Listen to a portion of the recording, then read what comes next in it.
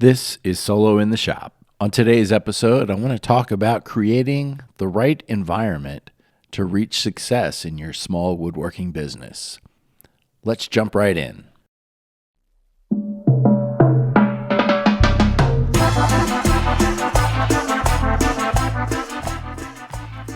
Whether you are a hobbyist, weekend warrior, making commissions for friends and family, or already a full-time maker, if you are solo in your shop, this is the show for you. I'm Ronald Lowe's, the host of Solo in the Shop, a woodworking podcast discussing everything from current projects, tools and techniques, decisions around running a small business, and much more. So if you frequently find yourself alone and covered in sawdust, follow my journey and we can be solo in the shop together.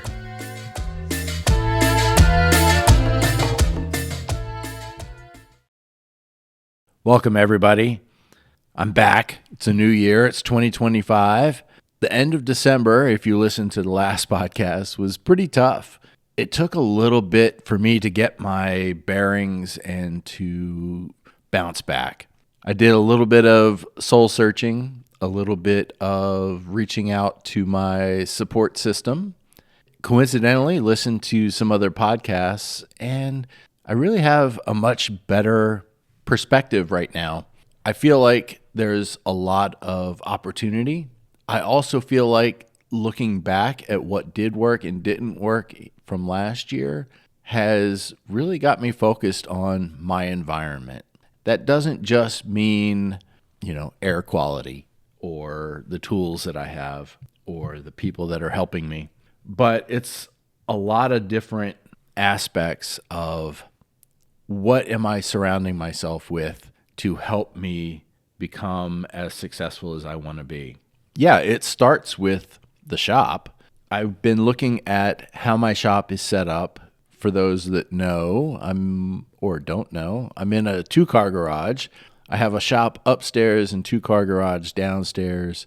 The 2-car garage is dominated by a large red table that I use for glue ups and epoxy pours if I have to do that, but also for the router sled. So it's important that it's flat and that it's bigger than any of the tables that I'm making. So it's a pretty large surface. And I realize that I spend a lot of time navigating around that table. I have shelves full of tools, and I have rolling carts and sawhorses and dust collection all around this big table, and stacks of off-cut wood under the table, by the table. And I've just been thinking about how can I improve this shop environment. A couple things occurred to me. One was I want to get kind of a deck box with a lid where I can put my moving blankets. It's been a constant battle. My moving blankets get covered with dust, and I need them to be clean. I need to be able to wrap things in a clean blanket so that when I do a delivery, I'm not shaking off a bucket full of sawdust in a client's home. So I want to have kind of clean blanket storage. And then on top of that, I'll probably have dirty blanket storage because I also use blankets in the shop when I'm sanding or finishing, and I don't want to risk scratching the surface of the project that I'm working on when it's, face down. So getting a storage box for blankets is one thing. I also have lots of shelving, just open shelving that has tools and sandpaper and router bits and pencils and finishing products and all of this stuff.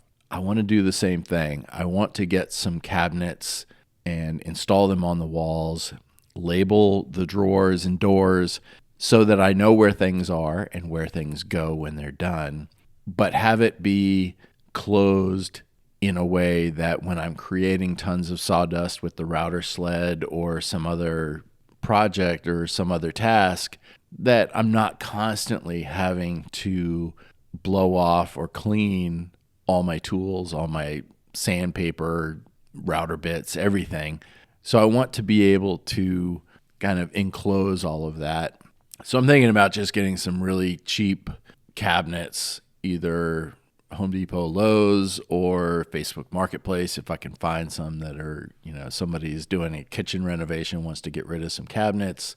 Keep the cost low, but really give me a chance to organize that. And if I could get rid completely of the open shelving, which I think I might be able to do with this approach, that would greatly improve the flow of the shop around the big red table. The big red table needs work. It's showing its age. It's about 1.5 years old now and needs to be probably a foot wider than it is right now. And I do think that when I put heavy tabletops on it, it sags in one corner, and I want to look at how I can strengthen that and get it flat again, whether that's adding some LVL or, just rebuilding it and tightening everything up. I'm not sure what that looks like, but it's one of my projects for shop organization. For your shop, it's important that you are tailoring your environment, your work environment, to what you're doing. If you're making cutting boards, or if you're making chairs, or if you're making tables, each of those products have a specific workflow and specific jigs and tools. And it's important to look at how you're spending time moving from task to task and thinking about, are there ways that I can optimize the flow of my shop so that projects can move along quickly and you can kind of maximize your efficiency. Efficiency is dollars, Adding systems is the next thing that I was thinking about, and that's just the idea that, again, it comes to efficiency, but if you're spending too much time keeping track of what sales do I have, what leads do I have, who do I need to invoice, do I owe quotes to somebody, do I need to deal with accounting, bookkeeping tasks, all of those systems are things that are another environment that you're in when you're in a small business. And looking at how can I offload some of that? How can I become more efficient? For my business, I spent a lot of this last week looking at my systems and realizing that I'm spending too much time both on quoting things and creating invoices. And, I'm a programmer by trade, by education, by my whole life. So I sat down and looked at the order tracking system that I wrote and thought about, okay, how can I expand this to creating invoices? And so I spent a day working on that, and I got an invoicing system that I really liked. It creates PDFs that I can send off to people, and I like the way it looks, and I like the speed at which I can create and recreate invoices. And about a day later, I was thinking, the difference between an invoice and a quote is just its purpose. Where an invoice has, a customer and line items that are due, a quote is it has a customer and it has line items that are proposed. So about a day later, I enhanced my invoicing system to also be a quoting system. So very quickly, in 3 hours probably, I was able to come up with a way to generate new quotes faster. I had spreadsheets that I had been using, and so I took some of those spreadsheets and the data in those and created some database tables and was able to create a pricing calculator so I can calculate the price for different materials for different size tables. I also have a labor calculator, estimated hours, hourly rate, that kind of thing. So I can kind of dial in what my quote is going to look like. I got that to a place where I really liked it. Another day goes by, and I think, I have this order tracking system, which is how I track the work that's being done in the shop. Wouldn't it be great if once I have a quote, I could just hit a button and it would create the order, and then that then becomes what I work from. And depending on the situation, whether it's residential or a commercial deal, I can go from the order, click a button, and create the invoice. That's not all done yet, but the quote to order part is done. It probably will need to get tweaked over time, but version 1.0 is working. And as I was working on it, I had somebody who was texting me saying, oh, I want this size table and what would it cost and things like that. And I'm texting with her and using the quote system at the same time. And I loved the way it flowed. And it was so much faster than what I've done in the past, where I was like creating a Google worksheet and having to copy it and tailor it and then export it and then send the quote.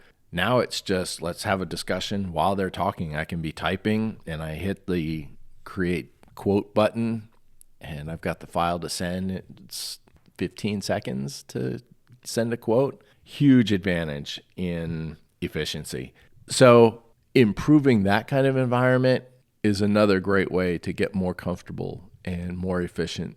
The next thing that I was thinking about was just kind of your personal life. You know, not everything is work, and putting yourself in an environment where work has its place, family and friends are not excluded, and you get to actually enjoy what you're working for, right? You're not just working to work. You're working so that you can have a lifestyle that you enjoy.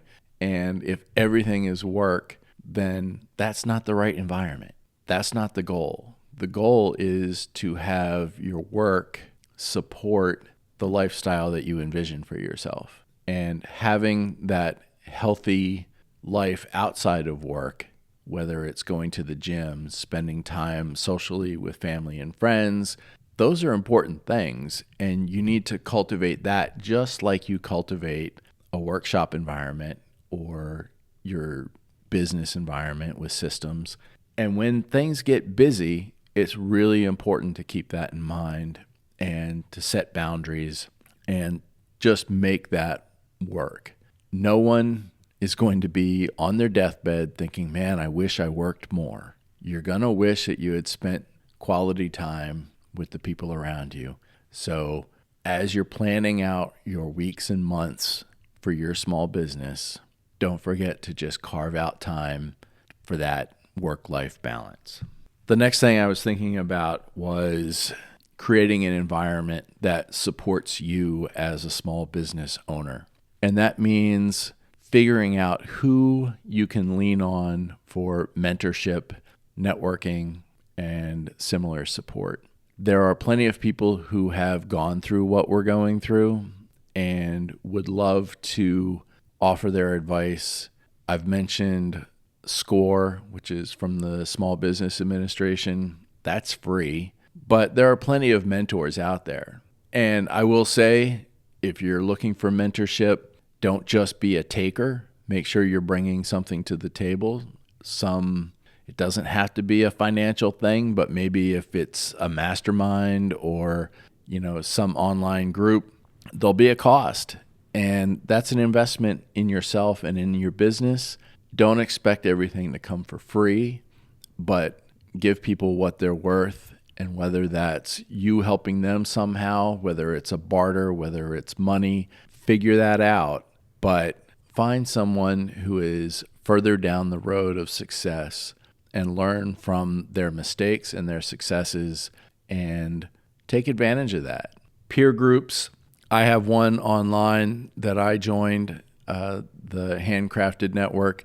I love it. And, over the last month or so, I'm getting even more value out of it. I've been a member for several months now, and that was going great. But now that we're at the year end and the start of the year, the exercises we're going through, super valuable and super encouraging.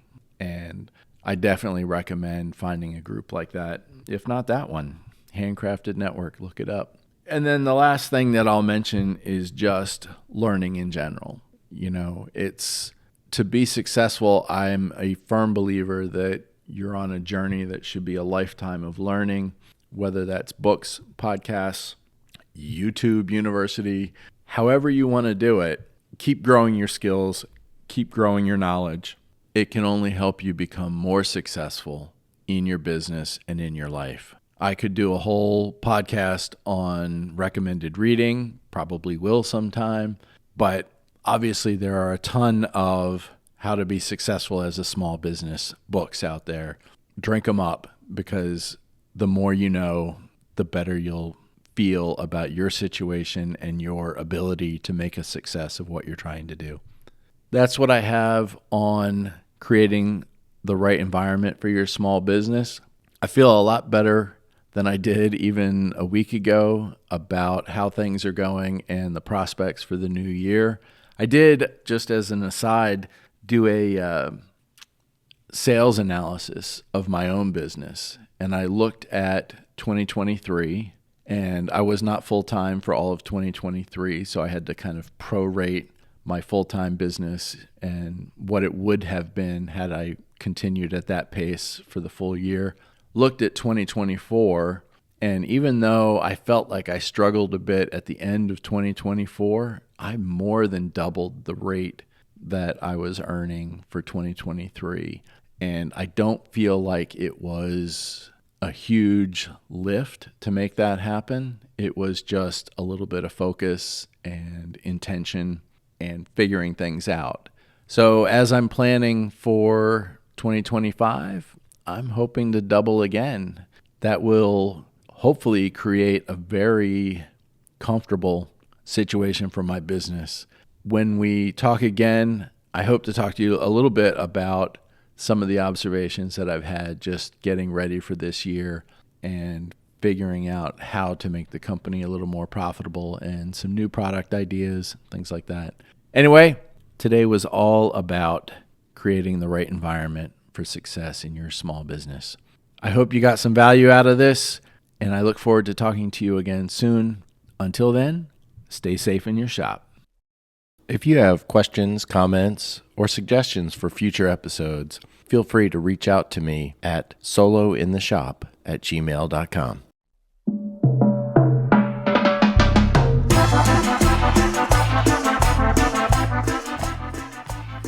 Thank you for listening to today's episode.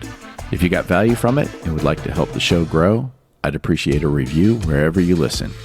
Be sure to check the show notes for links to my socials or any extra stuff we discussed today. Until next time, stay safe in your shop, and we'll talk again soon.